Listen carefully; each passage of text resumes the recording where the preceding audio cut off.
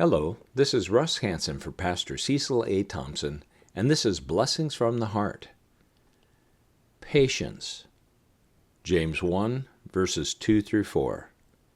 My brethren, count it all joy when you fall into various trials, knowing that the testing of your faith produces patience.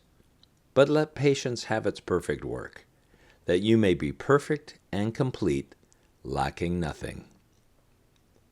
It seems like a lifetime ago that I was working for the Idaho Law Enforcement Planning Commission.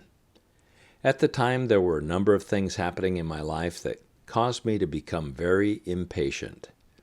If a car was going too slow in front of me, I became frustrated.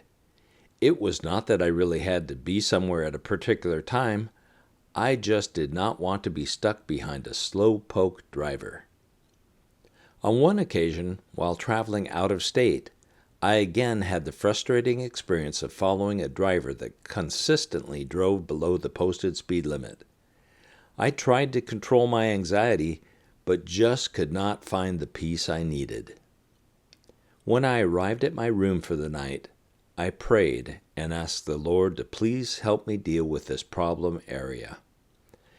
I opened my Bible, and it naturally landed on the book of James.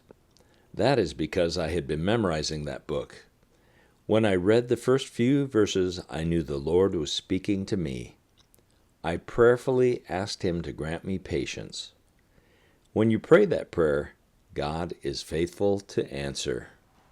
The next morning, I wanted to arrive at my meeting early, so when I went to the restaurant, I sat at the counter. You know that is the fastest way to get in and out. Nope. I sat there, watching customer after customer enter, be seated at a booth, order, eat, pay, and leave, while I still sat at the counter waiting for my order to arrive. God was answering my prayer. The waitress was embarrassed and would not even come my way. Almost an hour later, she brought my order and apologized.